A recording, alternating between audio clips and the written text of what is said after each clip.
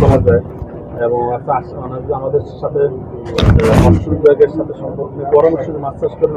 আশা করি যে উনি সফল হবেন এবং উনি কিন্তু আগের থেকে কিন্তু আমাদের সাথে মৎস্য বিভাগের সাথে উনি সম্পর্ক রয়েছেন এবং উনি মৎস্য বিভাগের পরামর্শ নিয়ে মাছ চাষ করেন। আসলে কুমিল্লা শহরটা আসলে এক সময় ছিল যে পুকুর এবং ব্যাংকের শহর বলা হতো। তো অনেক পুকুরে আমাদের এই কুমিল্লা শহরে অনেক বেসরকারি পর্যায়ে যে পুকুরগুলো ছিল সেই পুকুরগুলো অনেকগুলি ভরাট করে ফেলছে, মানুষ বাণিজ্যিকভাবে ফ্ল্যাট তৈরি করছে। আমাদের যে ঐতিহ্য ইতিমধ্যে আমরা হারাতে বসেছি। তো ধর্মসাগর কিন্তু সরকারি পুকুর। আপনারা জানেন যে ধর্মসাগর পারে কিন্তু শুধু মাছ চাষ না, এখানে মানুষ বিভিন্ন সব ঘোরাফেরার জন্য কিন্তু এখানে বিনোদনের জন্য বিকেলবেলা সকালবেলা এখানে অনেক জড়ো। তো সেখানে কিন্তু আমরা যদি এখানে বাণিজ্যিক এবং বড় বড় মাছ উৎপাদন করতে তার মধ্যে কিন্তু এটা একটা প্রদর্শনী হিসেবে কিন্তু ধর্মসাগরটা আমাদের কাজে লাগবে এবং মানুষ সেখান থেকে কিন্তু শিখে নিজেরাও কিন্তু তার পুকুরে সে এটা বাস্তবায়ন করতে পারবে। তো আমরা এখানে আজকে মাছ ধরলাম এবং আমরা আশা করছি যে উনি যেহেতু একটা মৎস্য চাষিরা পেয়েছেন, তো এখানে আমরা মাছ চাষ করতে পারবো এবং আমাদের যে আশা যে ওনার মাধ্যমে আমাদের এই এলাকায় মাছ চাষের মানুষ আরো এগিয়ে আসবেন। আমাদের কুমিল্লা কিন্তু বাংলাদেশের মধ্যে কিন্তু একসময় কুমিল্লাকে মাছ চাষের প্রতিকৃতি বলা হতো। যদি এখন বিভিন্ন কারণে কুমিল্লার মানুষ এখন শুধু কুমিল্লার মানুষ কিন্তু সবসময় এগিয়ে থাকে যে কোনো কাজে। কুমিল্লা বলা হয় যে কুমিল্লা আসলে আমাদের এমন প্রতিকৃতি, সব কাজের প্রতিকৃতি।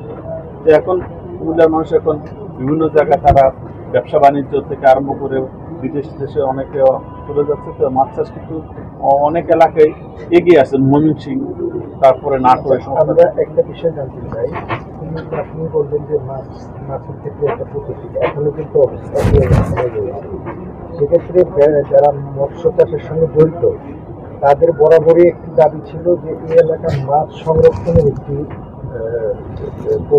সংরক্ষণাগার তৈরি করা। এই ধরনের কোনো প্রকল্পের বিষয়ে আপনারা জানেন কিনা, সরকারের পক্ষ থেকে নেওয়া হচ্ছে কিনা? কারণ এগুলির কারণে কিন্তু এখানকার মৎস্যজীবীরা বরাবরই লোকসানের মুখে থাকে একটা পর্যায়ে। মাছ সংরক্ষণ করার ব্যবস্থা দরকার হয় না, কারণ মাছ একটা পচনশীল দ্রব্য। আপনি ফ্রিজে যদি মাছ রাখেন সেটা কিন্তু মানে এক সপ্তাহ বেশি রাখতে মাছও সে স্বাদ বন্ধ থাকে। সেই জন্য আমরা চিন্তা করছি যে মাছকে আমরা কীভাবে বিদেশে রপ্তানি করা যায় এবং সরাসরিভাবে এখন আপনারা জানেন যে ট্রলার থেকে কিন্তু সরাসরি মাছ বিদেশে রপ্তানি করা হচ্ছে। আমরা যদি সরাসরিভাবে পুকুর থেকে মাছ যদি সংরক্ষণ করে সেটা যদি সরাসরি রপ্তানি করা যায়, তো সেই মাছের গুণগত মান ভালো থাকবে এবং বায়াররা কিন্তু সেটাকে পছন্দ করবে। মাছ দীর্ঘদিন সংরক্ষণ করলে সেটা মাছের গুণগত থাকবে না এবং সেটাকে বিদেশে ছেড়ে যাতে একটা ভালো থেকে দেখবে না। সেই জন্য কিন্তু আমরা চাচ্ছি এখন বিদেশে যাতে আমাদের সরাসরি রপ্তানি করা যায়, রপ্তানির সাথে জড়িত এই ধরনের শিল্প কারখানা এখানে গড়ে উঠবে, সেটা আমাদের প্রত্যাশা। এবং ইতিমধ্যে অনেক উদ্যোক্তা আছে যারা এই কাজে তারা মানে বিভিন্ন প্রকার আগ্রহী। তো আমরা সেগুলির দিকে আমরা অগ্রসর করছি, কারণ মাছের এখন বিদেশ বাংলাদেশের মাছের চাহিদা বিদেশে অনেক চাহিদা, তো সেইটাকে আমরা বেশি প্রাধান্য দিচ্ছি। কারণ সরকারের বন্যা পরবর্তী চব্বিশের বন্যা তাদের ক্ষতিপূরণের যে জায়গা ব্যাপারটা ছিল সেটা কি আপনারা দিতে পারছিলেন? এটা নিয়ে কোনো কাজ ছিল কিন্তু আমাদের সদর, বুড়িচং, চৌদ্দগ্রাম, লাকসাম, মনোহরগঞ্জ মানে আমাদের নিম্ন অঞ্চলে পুরোটাই ক্ষতিগ্রস্ত। আমাদের সব পুকুরে বেশি গিয়েছে বলা চলে এবং লক্ষ লক্ষ টাকার ক্ষতি হয়েছে। তো সরকার পুরোটা আসলে মাছ চাষের যে ক্ষতি হয়েছে সেটা কিন্তু মাছ চাষের পূরণ করা সম্ভব না। তবে প্রণোদনা হিসাবে কিন্তু আমরা পোনা দিয়েছি, যদি সবাইকে দেওয়া যায়নি। আমরা মানে যারা সবচেয়ে বেশি ক্ষতিগ্রস্ত তাদেরকে আমরা চেষ্টা করেছি যে সরকারিভাবে কিছু পোনা খাদ্য দেওয়া এবং আমরা পরামর্শ ট্রেনিং এগুলো তো আমাদের অব্যাহত আছে। তো এইগুলো আমরা আমি ভয়েস অফ বাংলাদেশ একটি প্রশ্ন করব। আপনাদের এই মৎস্য অধিদপ্তরে আমরা জানলাম যেটি যে দাউদকান্দি, ঘুমতি এবং মেঘনা নদীতে ইলিশ মাছের আবাদ করার পরিকল্পনা আছে, সেটা একটু জানাবেন। ইলিশ মাছ তো আবাদ করা, ইলিশ মাছ একটি ন্যাচারাল মাছ, সেটা আসলে ইলিশ মাছ সামুদ্রিক মাছ। এটা বিশেষ সময় কিন্তু যখন ডিম দেওয়ার সময় এরা নদীতে আসে, তো সেটাকে আমরা যে আমরা আপনারা জানেন যে চাঁদপুরের 60 নং থেকে আলেকজান্ডার পর্যন্ত একটা অভয়াশ্রম এলাকা, বিরাট 100 কিলোমিটার ব্যাপী অভয়াশ্রম এলাকা। সেই অভয়াশ্রমটা কিন্তু আমরা 2 মাস যাতে ঝাটকা হওয়ার পরে যাতে ঝাটকা না মারে সেইগুলো আমরা করতেছি, এবং যেখানে যেখানে ঝাটকা পাওয়া যাবে সেই জায়গাগুলো সংরক্ষণ, মৎস্য সংরক্ষণ আইনের মাধ্যমে কিন্তু আমরা সেগুলোকে সংরক্ষণ করে থাকি, যাতে ঝাটকা না ধরে। ঝাটকাটা বড় হলে কিন্তু আমরা ইলিশ পাবো। তো সেই যেখানে যেখানে যে সমস্ত এলাকায় ঝাটকা পাওয়া যায় সেই সমস্ত এলাকায় কিন্তু মৎস্য সংরক্ষণ আইনের আওতায় আছে। এখন সেখানে সে নদীতে বা কোথাও মাছ দিতে পারবে না।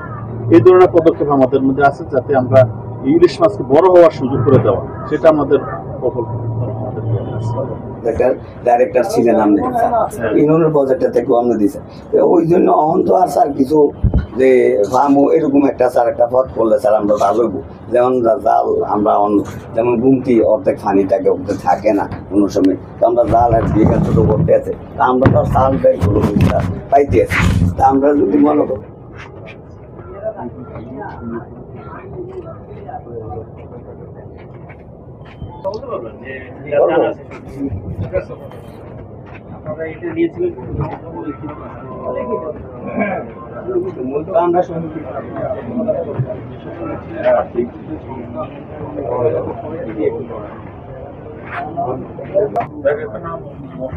হাতে আছে বহুদিন আমি লাগা কি করা দরকার, উন্নয়ন বাজেট নামে দেখা যায় বড় আমরা সাতটা মাস দিয়ে দেওয়া লাগে।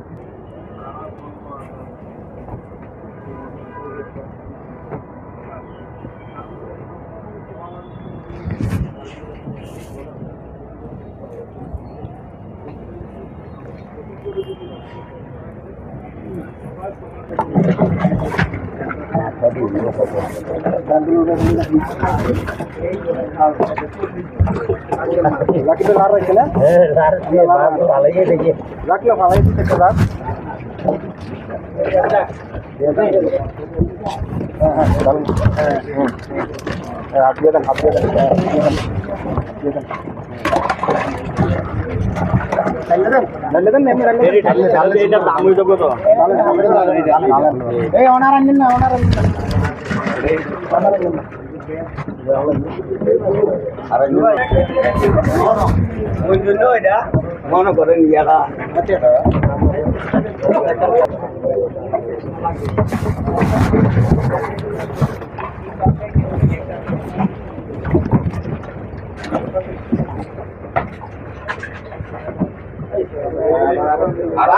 আরেকটা বিষয়, হ্যালো, আপনার একটু আন্তরিকতার সাথে খেলা মনে চলতে থেকে মানে একটু মনে করেন আন্তরিকতা কম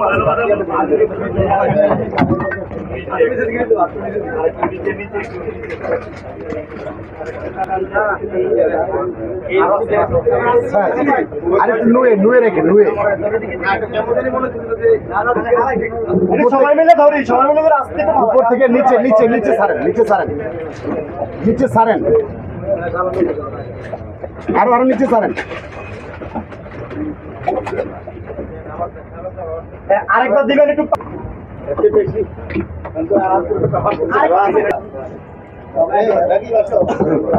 পানির মধ্যে দিতে হবে, এটা পানির দিকে ছাড়েন, আরো নিচে নামান, নিচে আরো নিচে, এইভাবে এইভাবে দিতে হবে। হ্যাঁ, এবার আন্তরিকতা হইছে।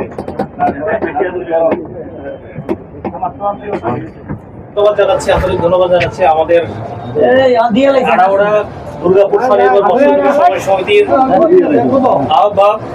আজকের এই প্রোগ্রামটি এখানে উনি করেছেন, এবং আজকের এই অনুষ্ঠানে বিশেষ করে ধর্মসাগরের যে কোনো অনুষ্ঠানে আমাদের মাঝে প্রধান অতিথি হিসেবে উপস্থিত আছেন আমাদের চট্টগ্রাম বিভাগের সম্মানিত পরিচালক স্যার। এখানে আমার সামনে উপবিষ্ট সমিতির সদস্যবৃন্দ এবং সাংবাদিকবৃন্দ যারা আছেন, সকলকে আমি স্বাগত জানাচ্ছি। আসলে এখানে অনেক বিষয় আলোচনা হয়েছে, ইতিমধ্যে আমরা পোনাও ছেড়েছি। আমরা এখানে এসেছি কেন? শুধু কি পোনা ছাড়তে? আমরা কারিগরি কিছু বিষয় আপনাদের সাথে একটু কথা বলবো, যেটি